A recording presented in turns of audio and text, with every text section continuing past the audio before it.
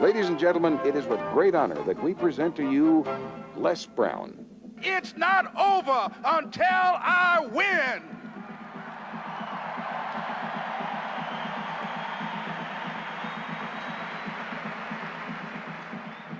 Repeat after me, please. It's possible.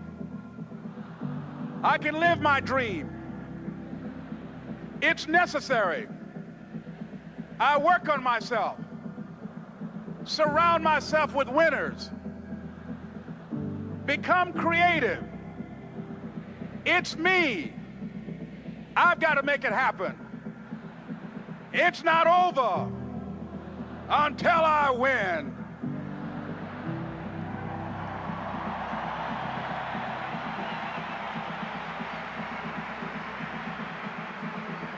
The next thing that's important to know, yes, it's possible that you can choose your future and direct the course of your life as you run toward your dream.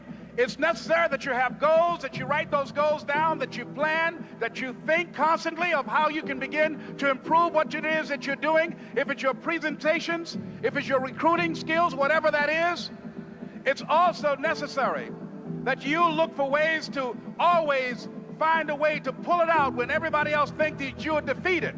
That you've got to take personal responsibility to know that in order to become successful, you've got to make it your personal business to do it. But the next thing, ladies and gentlemen, I want to share with you that some of you already know that it's hard. It's not easy. It's hard changing your life.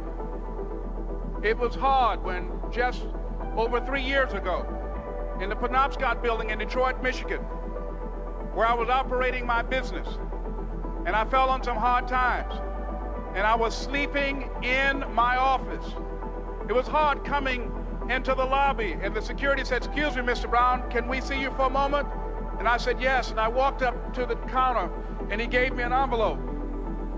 And he said, "Would you mind reading it here?" And I opened the envelope, and the envelope was from management that said, "This is an office tower. It's not a hotel. Please do not sleep in your office." And I said, "Excuse me, sir." I said, "I just work long hours in creating my business. I'm an entrepreneur. And right now things are bad for me, but they're not going to be this way always. And I just asked for the opportunity to continue to operate like I'm doing. I'm not trying to make this my home." And it was hard coming through the lobby. And sometimes they would laugh. There's a guy talking about becoming successful. And look at him. He's bathing in the bathroom upstairs on the 21st floor. He sleeps on the floor. Him and 2 other dreamers up there. Look at him. It was hard, ladies and gentlemen, coming to speak to people. And I was facing financial difficulties in my own life.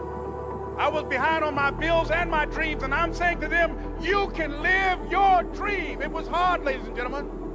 It was very difficult to pick myself up each day believing that I could do it. There were times that I doubted myself. I said, "God, why is this happening to me? I'm just trying to take care of my children and my mother. I'm not trying to steal or rob from anybody. Why did this have to happen to me?" It was very hard. And here's what I want to say to you. For those of you that have experienced some hardships, don't give up on your dream. No one could have convinced me by holding on, by continuing to push forward, by continuing to run toward my dream, that one day I would have my own talk show. It's a long shot, ladies and gentlemen, from Liberty City, an abandoned building on a floor, never knowing my mother or father. It's a long shot. Being here with you today in this dome in Atlanta, it's a long shot. No college training, labeled educable, mentally retarded, but I kept running toward my dream.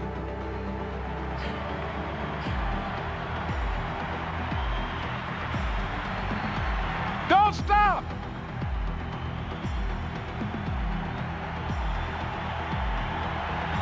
Don't stop.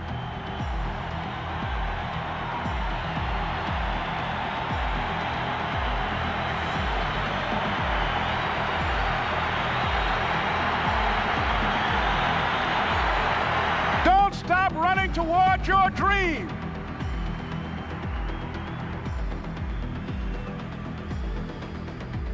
It's very important as you hold on to that dream.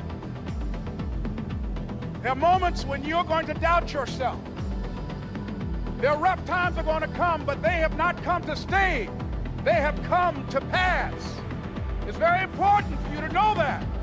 Don't say I'm having a bad day. Say I'm having a character building day.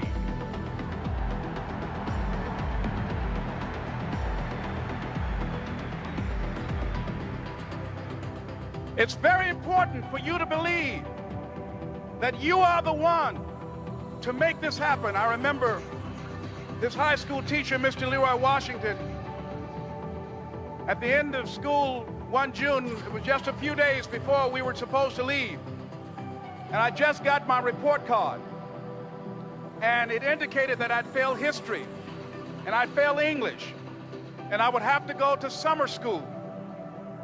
And I was feeling within myself that I was a failure, that I'm slower than most people in getting paperwork, and I was feeling down on myself and very negative. And Mr. Washington was giving a speech to the graduating seniors, and I was in 11th grade. And even though I wasn't supposed to be in there, I went in there because the speech he was giving, that speech was for me. And as he talked, my heart began to beat fast. Tears began to run by my eyes, and I was in the back just listening to him because he said, and he was a very dramatic man. I still talk to him to this day.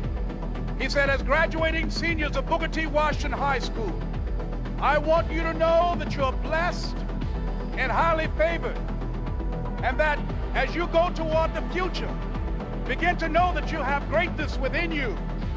And if just one of you here begin to envision yourselves as being blessed and highly favored to reach your goals, if just one of you capture the essence of what that means, that you have greatness within you and a responsibility to manifest that greatness, that you can make your parents proud, you can make your school proud, you can touch millions of people's lives, and the world will never be the same again because you came this way. And the students gave him a rousing standing ovation. And as he left the auditorium, I ran down the steps and I caught him in the parking lot. I said, Mr. Washington? He said, yes. I said, do you remember me, sir?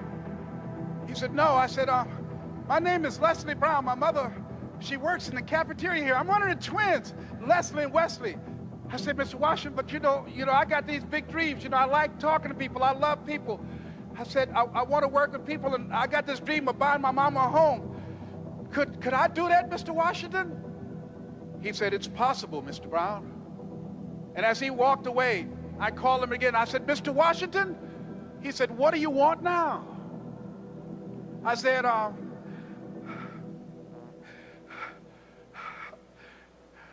I'm the one, sir. I said, I'm the one. You remember me, sir. I'm Miss Mamie Brown's boy. I'm the one. I'm the one.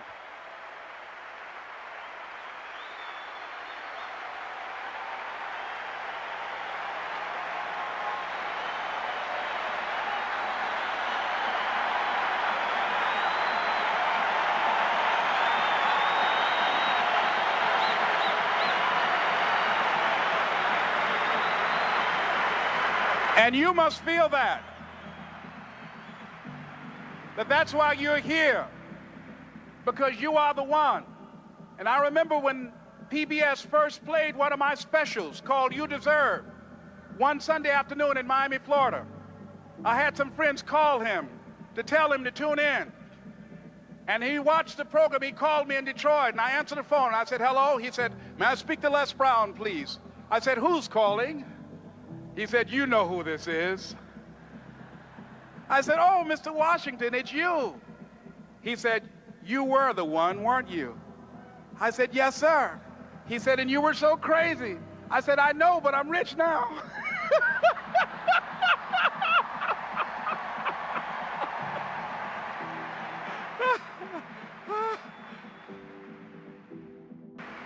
Ladies and gentlemen, It's not going to be easy. It was hard laying on the floor of the Penobscot building, looking out of the window, daydreaming, saying, Les, can you do this? Can you make this happen? I used to listen to tapes day in and day out about See You at the Top, my great friend Zig and Dennis Waitley and different other motivational speakers and Dr. Norman Vincent Peale and Dexter saying, don't let nobody steal your dream. I used to ask myself, can I do this? And something said within me, you're the one. You're the one. And let me tell you something, ladies and gentlemen. While you're here, and before you go back home to your respective cities and communities, write down at least 5 reasons on why you deserve your dream, on why you won't give up, what's going to make you unstoppable, why you must be unreasonable, because logical, practical thinking says you can't do it today. But if you want to produce unreasonable results in your life, like living your dream and taking charge of your destiny, you've got to be an unreasonable person. You've got to be an uncommon person. So write down the reasons of why you're here. My first major goal was to buy my mother a home. And let me tell you something, ladies and gentlemen. What will reasons do, Les? Nietzsche said, if you know the why for doing, you can endure almost anyhow.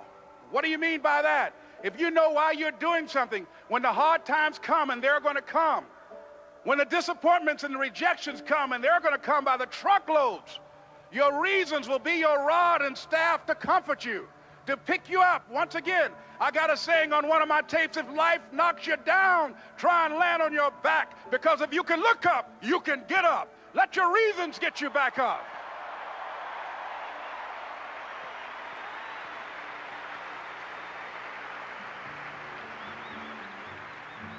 I remember when I bought the home for my mother, and she came out of the car. When I opened the door, I said, Mom, I think I know these people in this house. That was my first major goal. And then I couldn't conceal it anymore. I said, Mom, I got this for you. And as she went from room to room, looking at the house and saying, thank you, Jesus.